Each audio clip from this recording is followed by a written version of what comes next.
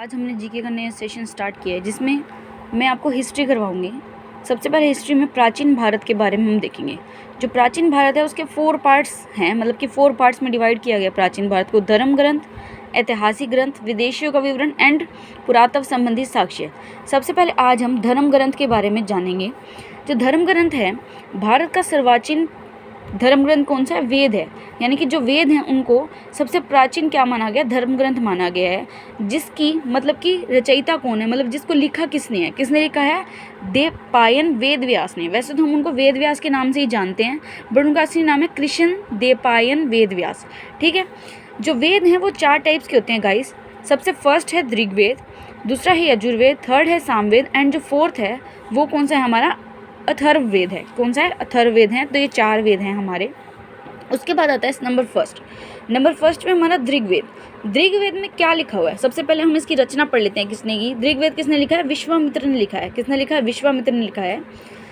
ऋग्वेद में जो ऋचाएँ होती हैं उसके क्रमबद्ध ज्ञान को क्या कहते हैं? ऋग्वेद कहते हैं।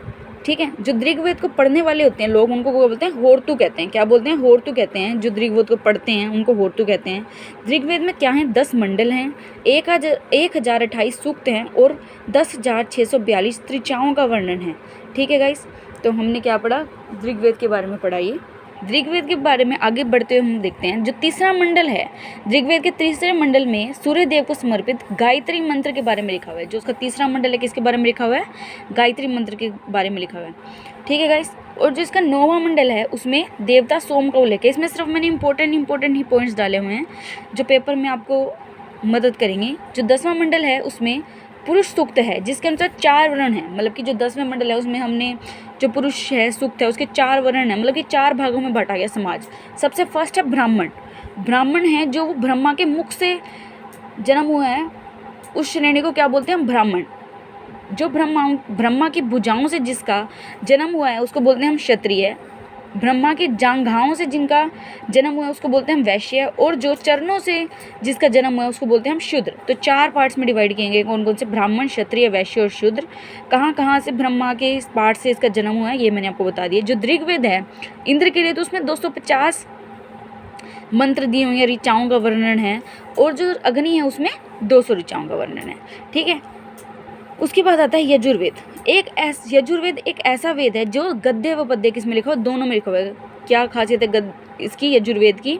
कि ये दोनों में लिखा हुआ है, गद्य में भी और पद्य में भी लिखा हुआ है। ठीक है। जो यजुर्वेद है उसमें सस्वर्ण बलि कैसे देते हैं उसके बारे में लिखा हुआ है। किसके बारे में? मंत्र लिखे हुए हैं जिसमें हम बलि देते हैं, उसके बारे में लिखा हुआ है यजुर्वेद में। ठीक है। और जो इसके पढ़ने वाले उसको बोलते हैं अथर्वयु। और जो हमने उसको पढ़ा था ऋग्वेद को पढ़ने वाले को बोलते हैं होर्तु। और जो यजुर्वेद है उसको पढ़ने वाले को बोलते हैं अर्धवर्यु। उसके बाद आते हैं हम सामवेद पे। किस पे आते हैं? सामवेद। नाम से पता चल रहा है कि संगीत से है ये रिलेटेड। किससे रिलेटेड है? संगीत से रिलेटेड है। मतलब कि ज़्यादा सामवेद के बारे में वर्णन नहीं है। जो इसके पढ़ने वाले हैं, मतलब जो इसको पढ़ते हैं उसको उदरातु बोलते हैं। क्या बोलते हैं? उदरातु। उसके बाद आता है अथर्ववेद।